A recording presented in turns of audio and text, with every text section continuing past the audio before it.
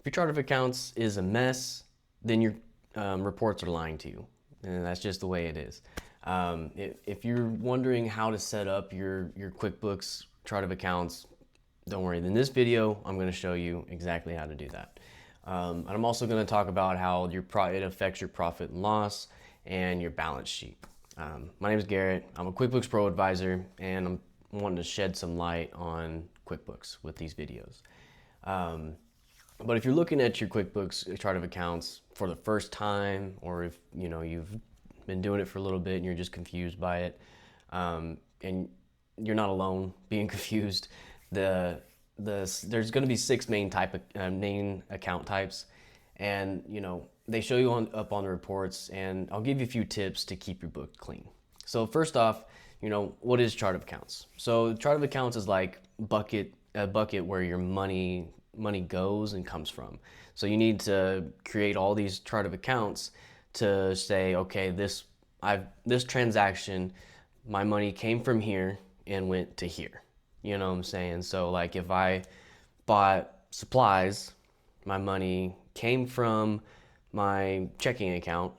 I used my debit card or something. Came from my checking account. I bought a stapler and it went to supplies. And so you're just going to set up all of these accounts to where you can double entry accounting, show where the money came from and where it's going. So that's what we're going to kind of show on QuickBooks here.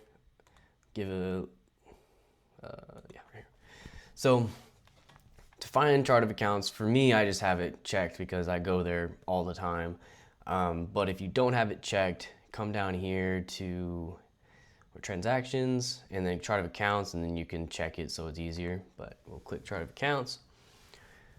And this is mine that I have set up. There was a little cleanup, as you see. I have a deleted bank and everything. But you're gonna want to have everything on here as understandable as possible. So for me, I have my checking account, I have my credit card, my other credit card, my loan, my other loan. So, and then I, label these by, what loan it is. So I know exactly where it's coming from. Owner's draw, owner's investment, and then my cost of goods sold. And then another good tip is to have sub accounts. So my cost of goods sold is my parent account, but there's several different things that go into my products. My prep center fee goes into it. There's like $2.25 per product.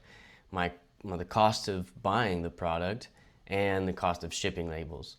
So I've broken up my COGS into 3 different sections. That way on the profit and loss sheet, which I'll show here in a little bit, it will show, how much I paid for each of these on the profit and loss.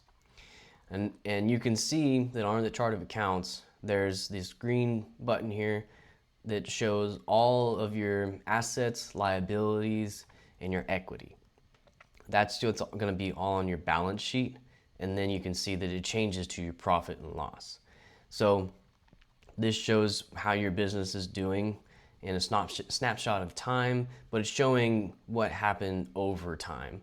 It shows you how much you've invested, like your owner's draw. You can see that I've taken out this much. My owner's investment, I've taken out almost a little bit more than I've invested a little bit more than what I've done, but I've pretty much canceled it out.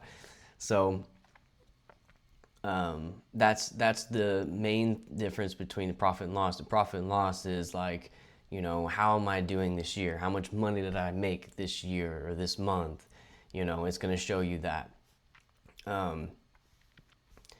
So those are the 2 main things. So the difference between your profit and loss and your balance sheet, your profit and loss is, it shows your business's performance over time. Income minus expenses equals net profit. Your balance sheet here is going to be a snapshot of what your business owns and owes, and is worth in one moment in time. So you're just seeing the moment in time. The rule of thumb is income, COGS, expenses is your profit and loss. Assets, liability, and equity is your balance sheet. So there's 6 main accounts types. So first one is assets, which is obviously your balance sheet. So my asset right now that I have is my cash right here. I have 20,000 in my checking. I don't really have any other assets in this business, but it's things that your business owns, like cash, bank accounts, inventory, equipment. When you buy an asset, it increases here in your balance sheet, and when you're selling it, it depreciates. So here my bank will increase whenever I sell product, but liabilities, if I had inventory in here, then I would be able to decrease it when I sell it. Liabilities though is debts and obligations. So my debts, I have my two credit cards here, and then I have my Amex loan right here. So that's my liabilities. That's what my business owes to whoever I owe it to. So like in this example, I own it to Amex. In this example, I own it to this credit card and this credit card. So paying them down decreases liabilities. So if I pay this credit card down, I'll decrease my liability. But if I take on new debt, like if I add another credit card, like say this one, it's closed, if I add it back then and start racking up a balance on it, then I will increase the debt. Equity is your stake in the business. So owner's investment will increase it. Owner's draw will decrease it, the equity. Now your income statement, money earned from normal business activities like sales or service fees. For me, it's sales. Where do I have that? Amazon sales is my main one.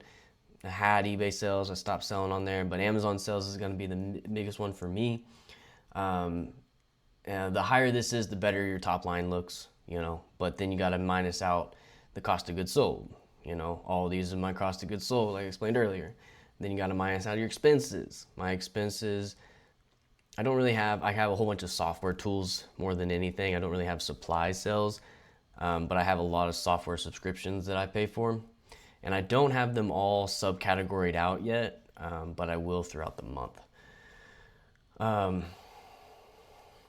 So setup tips, use clear, simple names so you know exactly what belongs where. So for example, my software subscription, like I pay for a ChatGPT subscription, helps with categorizing your transactions and everything. So I pay for that. So I type, as a sub account, I put software subscriptions as the parent account, and then the sub account, I put ChatGPT, and then QuickBooks, parent account, software subscription, sub account, QuickBooks sub. So that way I can see exactly how much I've been spending on ChatGPT this year, or on QuickBooks this year, or on whatever tool I use. Let's see, group. Yeah, don't overcomplicate it. Too many accounts makes categorizing a lot harder. But we'll go into the reports now, just to see kind of like what your reports are going to look like when you have it set up. We'll go into the profit and loss first.